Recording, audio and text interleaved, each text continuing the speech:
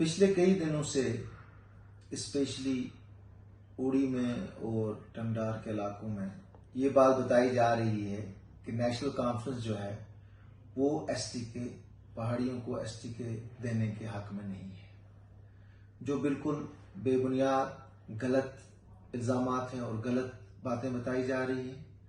National conference वो जमात है जिसने हमेशा हर तबके की इज्जत की है और हर तबके को फरोग देने की कोशिश की है।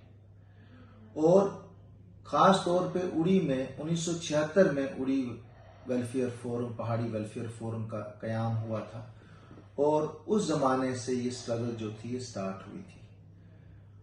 और कोई भी चीज पाने के लिए ये स्ट्रगल जो होती है लंबी होती है। किसी वो अलग बात है कि किस टाइम वो चीज मिल जाती है, लेकिन उड़ी के कई लोग जो हैं जो इस दुनिया में इस वक्त नहीं है, जिन्होंने उस वक्त हमेशा इस शेड्यूल ट्राइब की बात की और इस दुनिया से चले भी गए। अल्लाह ताला उनको जन्नत फिरदौस अता फरमाए। हम उनकी कुर्बानियों को नहीं भूल सकते हैं। हमने हमेशा ये कहा कि हम एक कौम है, हमारी एथनिसिटी है, हम एक ही इलाके से ताल्लुक रखते हैं। वो मेरे गुजर भाई हैं, मेरे पहाड़ी भाई हैं। गुजर भाइयों को पहले एसटी मिली, आज पहाड़ी भाइयों को एसटी मिली है।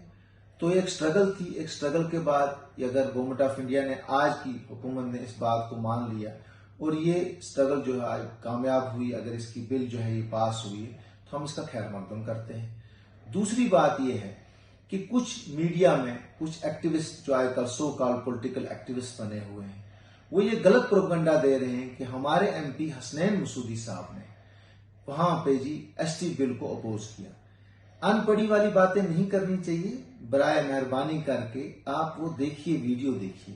हसनैन मसूदी साहब ने स्टेट रीऑर्गेनाइजेशन बिल को अपोज किया, उसने एसटी बिल को अपोज नहीं किया। स्टेट रीऑर्गेनाइजेशन बिल जो है हमने ऑलरेडी जो है वो इसको सुप्रीम कोर्ट में हमने उसको अपोज किया हुआ है। और स्टेट रीऑर्गेनाइजेशन बिल में हमने ये कहा कि हमारा 370, 35A, हमारा स्टेटहुड सब कुछ छीना गया है।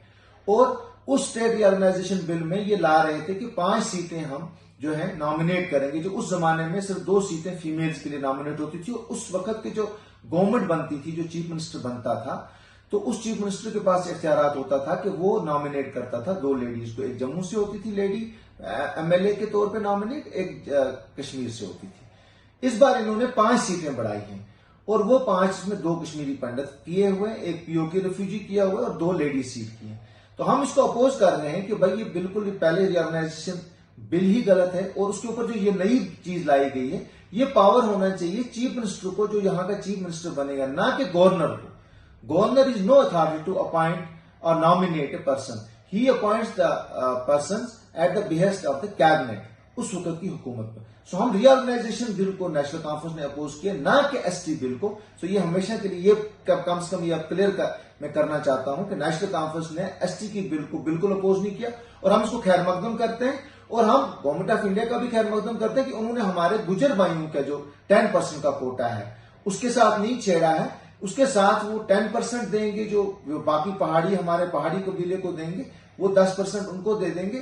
तो हम इसको वेलकम करते हैं और हम ये चाहते हैं कि हमारी यकजहती जो है, हमारा जो प्यार, जो मोहब्बत से हम इतने सालों से हम रह रहे हैं, दोनों तबके, गुजर भी, पहाड़ी भी और कश्मीरी भी जो इस इलाके में रहे, क्योंकि इट्स एथनिसिटी, हमने हमेशा एथनिसिटी की बात की।